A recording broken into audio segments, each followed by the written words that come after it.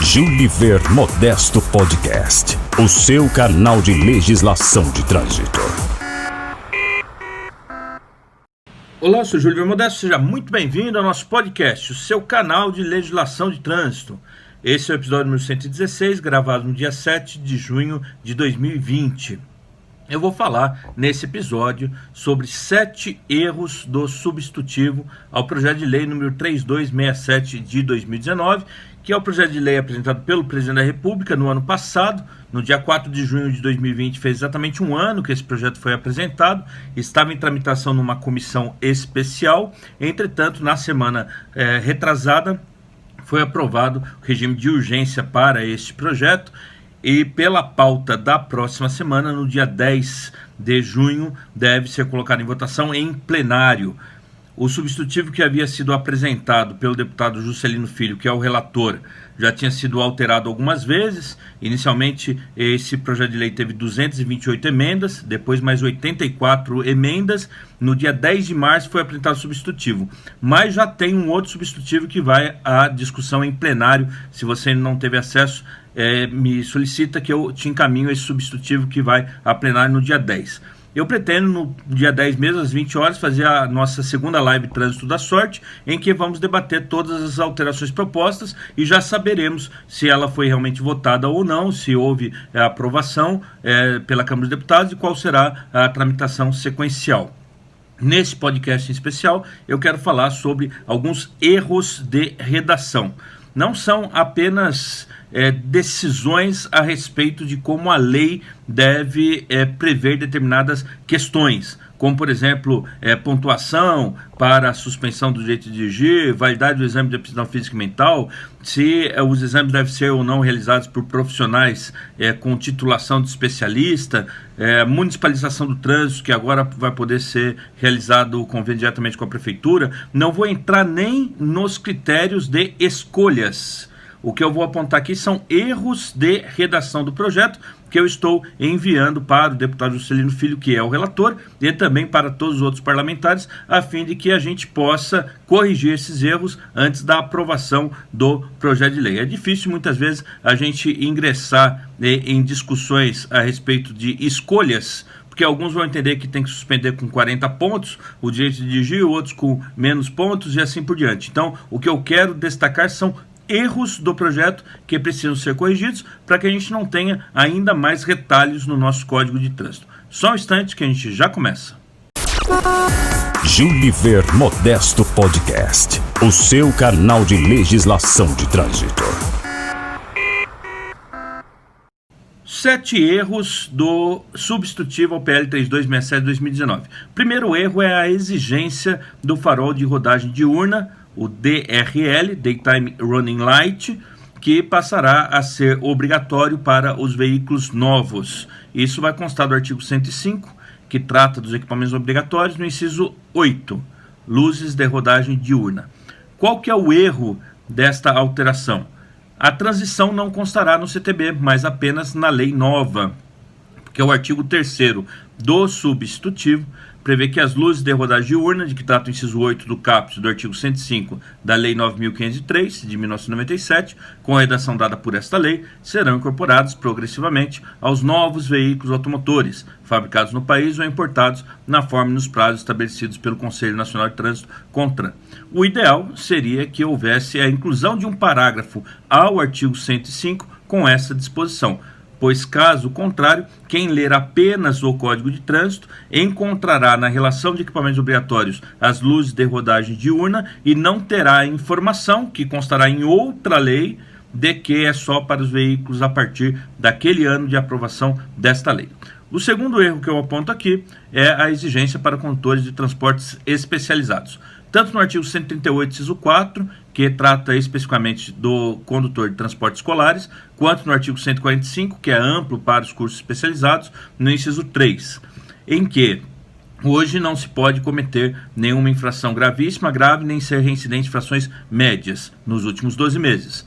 Com a alteração proposta, esta regra passará a ser não ter cometido mais de uma infração gravíssima nos 12 últimos meses. Embora se dê a impressão de que a exigência está sendo menor, está sendo suavizada para esses condutores, o problema é que esta exigência desde 2012 não tem mais sentido no CTB, porque o 145, parágrafo único, incluído pela Lei 12.619, prevê que a participação em curso especializado, previsto no inciso 4, independe da observância do disposto no inciso 3.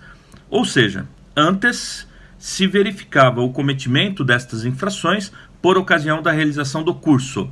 Como não se exige mais para o curso a observância a esses critérios, na legislação de trânsito hoje há um vácuo, porque pouco importa qual é a exigência, se é mais de uma gravíssima como se pretende, ou se é uma grave, uma gravíssima, ou ser reincidente em infrações médias, como está hoje no Código, porque isso não se aplica hoje. Existe até uma dúvida seguinte: se a pessoa cometer uma dessas infrações, ou se houver a mudança, cometer mais de uma gravíssima, a partir daquele momento, ele tem que ficar 12 meses sem dirigir aquele veículo especializado? Então, hoje, este artigo é inócuo na legislação, é uma alteração que pouco importa. O ideal seria, se houver esta exigência, que se explique em que momento que ela será cobrada. Se for por ocasião do curso, o correto é revogar o parágrafo único do artigo 145. O terceiro erro é a passagem de motocicletas por veículos em fila. Existe a intenção de incluir o artigo 56A, que também merece críticas. Já falei a respeito de corredor formado entre veículos e a passagem das motocicletas nesse corredor. Comentei isso em outro episódio, falei sobre minha opinião a respeito. E há a intenção de se admitir a passagem de motocicletas, mas só quando o trânsito estiver parado ou lento, que são expressões que vão gerar dificuldades na fiscalização de trânsito. O que é um trânsito lento? A partir de qual velocidade que ele deixa de ser lento para ser rápido, né? Ser o oposto disso. E aí será incluída uma infração de trânsito a esse respeito. Mas eu não vou entrar nem no mérito dessa discussão, se deve ou não proibir a motocicleta de transitar nos corredores. O que eu quero destacar aqui é um erro no artigo 211, que este substitutivo propõe a inclusão de um parágrafo único, dizendo que a infração definida no caput não se aplica à passagem realizada por motocicleta, motonete e ciclomotor, na forma prevista no artigo 56A. O erro aí se encontra pelo fato de que não se aplica mesmo essa infração, pois ela é de ultrapassagem. A redação do caput é ultrapassar veículos em fila, parados em razão de sinal luminoso, cancela bloqueio viário, parcial ou qualquer outro obstáculo, com exceção dos veículos não motorizados. Ou seja, esse parágrafo único demonstra um total desconhecimento da diferença conceitual entre ultrapassagem e passagem. A infração do artigo 211 já não se aplica para os veículos, sejam quaisquer que forem eles, que efetuarem a passagem por outro veículo, apenas quando efetuarem a ultrapassagem, em que se exige que se saia de trás do veículo, passe por ele e retorne à sua frente na mesma faixa de origem. O próximo erro que eu vou destacar são as consequências do artigo 218, inciso 3, em que o substitutivo já aproveitou a decisão recente do Supremo Tribunal Federal a respeito da suspensão imediata. Falei sobre isso num dos nossos episódios recentes, em que o artigo 218, inciso 3, que traz a infração de excesso de velocidade acima de 50%, passaria a ter como penalidade multa 3 vezes a suspensão do direito de dirigir. Acertadamente, retirando daí a palavra imediata e retirando também a penalidade de apreensão do documento de habilitação, que não existe. Qual é o erro desta alteração que, embora seja acertada, cometeu um pequeno equívoco? Deixou de se incluir a medida administrativa de recolhimento do documento de habilitação, que é complementar à penalidade de suspensão e que vai ocorrer após o encerramento do devido processo administrativo. Em praticamente todas as infrações de trânsito em que há a penalidade de suspensão do direito de dirigir, também há complementarmente a medida administrativa de recolhimento do documento de habilitação. É importante aqui destacar que não é a primeira vez que ocorre esse equívoco, porque além do artigo 218, também, que se pretende alterar, né, se ficar desse jeito, também no artigo 253A que é a infração incluída pela MP 699, depois alterada convertida para a Lei 13.281 de 2016, se prevê a suspensão do direito de dirigir por 12 meses e, erroneamente, se esqueceu de incluir a medida administrativa de recolhimento do documento de habilitação. O quinto erro é uma infração atribuída ao antigo proprietário do veículo por não informar a falta de transferência.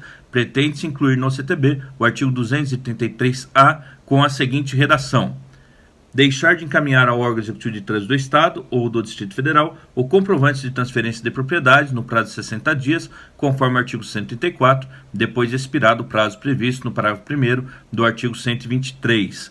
Aqui também com uma mudança no artigo 134, que hoje prevê a necessidade de se encaminhar esta informação ao órgão de trânsito em 30 dias, e com a alteração proposta, este prazo passaria a ser de 60, e depois de expirado o prazo de 30 dias por parte do novo proprietário. Não se faria, então, a comunicação apenas pela inércia do proprietário nos primeiros dias de venda, mas somente após ele não cumprir o prazo que lhe é devido, mais 60 dias, tem a obrigação do antigo proprietário de encaminhar essa informação. O problema nesta infração aqui é que vai punir 2 vezes pela falta de transferência, tendo em vista que não será possível aplicar a multa ao antigo proprietário. A multa acabará sendo vinculada ao veículo, e este veículo, cujo novo proprietário não está ainda registrado no seu nome, quando passa-se dos 30 dias e a pessoa vai efetuar a transferência, nesse momento é que o Detran aplica a multa do artigo 233. Do jeito que se pretende, se além da pessoa demorar mais de 30 dias, o antigo proprietário também não tiver informado ao Detran que vendeu, seria aplicada mais uma multa, porque o antigo proprietário não fez o que lhe devia. Então o novo proprietário estaria sendo punido por uma omissão do antigo proprietário e pelo mesmo motivo que ele já foi punido, que foi o não cumprimento deste prazo para a transferência para o seu nome. O correto seria excluir isso do substitutivo, não faz qualquer sentido esse tipo de infração. O sexto erro é a retenção da motocicleta por falta de viseira do condutor.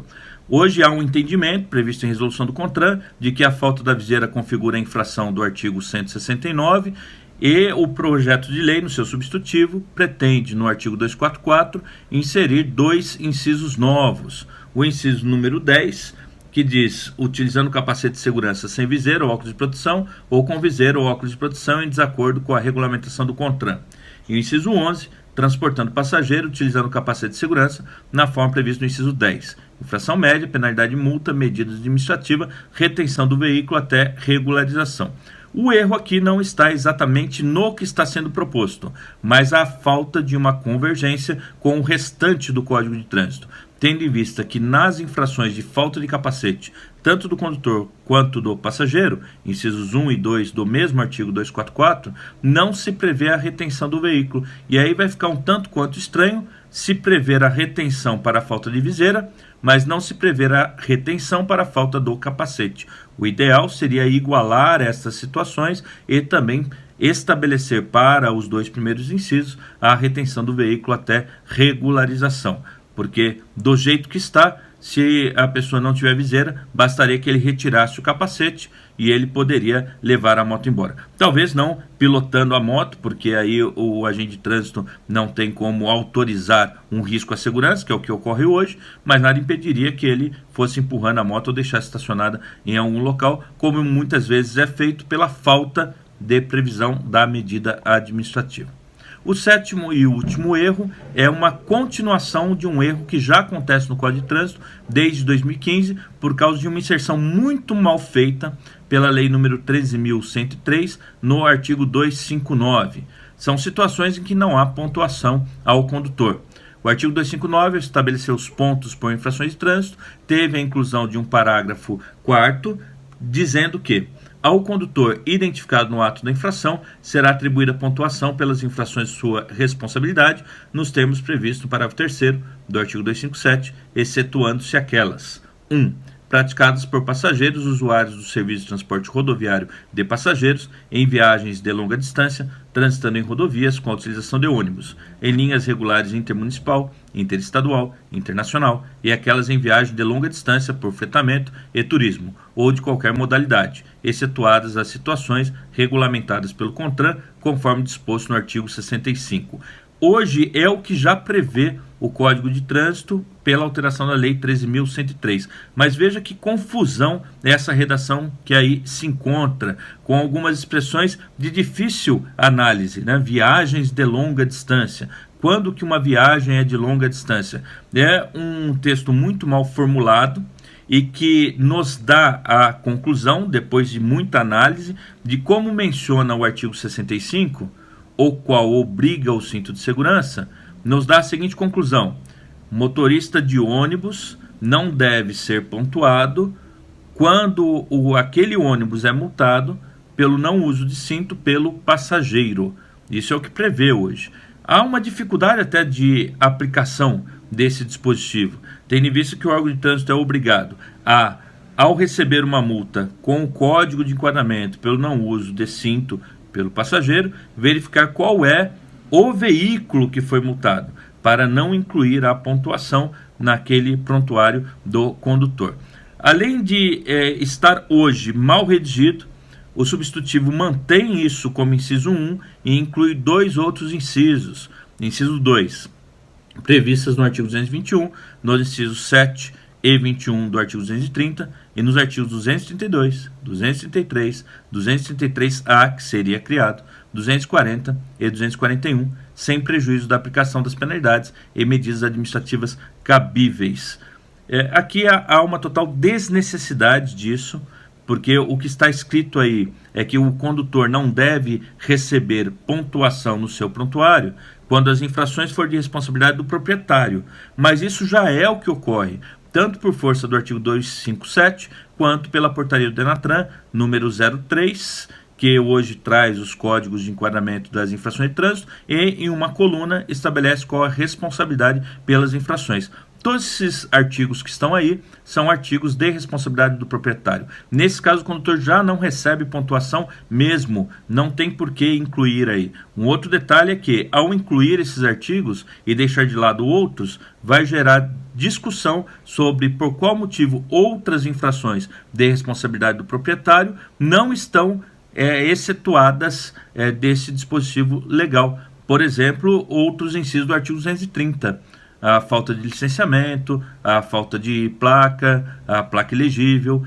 As infrações finais que estão destacadas aí também deixaram de mencionar outras que, a exemplo dessas do 240, 241, 242 e 243, essas duas últimas não foram incluídas, podem ser chamadas de infrações administrativas. Ou seja, é um inciso totalmente desnecessário e que vai criar dificuldade de compreensão do seu alcance. E o terceiro inciso diz que puníveis especificamente com suspensão do direito de dirigir. É até possível entender por que se colocou aí. Já é a regra aplicável hoje, de acordo com a resolução do CONTRAN 723. Infração em que se pune com a suspensão não dá pontuação. É assim hoje. Procurou-se incluir nesse substitutivo. O problema é que esse inciso 3 está ligado a um parágrafo 4º que começa dizendo que ao condutor identificado no ato da infração, o que vai gerar a seguinte pergunta: e aquele condutor que não foi identificado no ato da infração, mas foi informado posteriormente? Ele não deve ter a pontuação ou deve ter a pontuação? Então, é um erro de redação. O ideal seria, inclusive, revogar esse parágrafo 4º, muito mal redigido, e deixar de lado as outras propostas que aí se encontram. Como eu disse, eu apontei apenas os erros que eu detectei do projeto. Estudei esse substitutivo aí no final de semana para preparar na nossa live da próxima quarta-feira, dia 10 de junho. E se você tiver interesse em acompanhar todas as mudanças, tem muita coisa interessante aí. Muito daquilo que o presidente pretendia não foi incluído no substitutivo. Outras coisas foram acrescentadas. Vale a pena a gente já se preparar para aquilo que está por vir em termos de alteração do Código de Trânsito brasileiro. Esse foi o episódio de hoje, espero que você tenha gostado. Um grande abraço e até a próxima. Juliver Modesto Podcast, o seu canal de legislação de trânsito.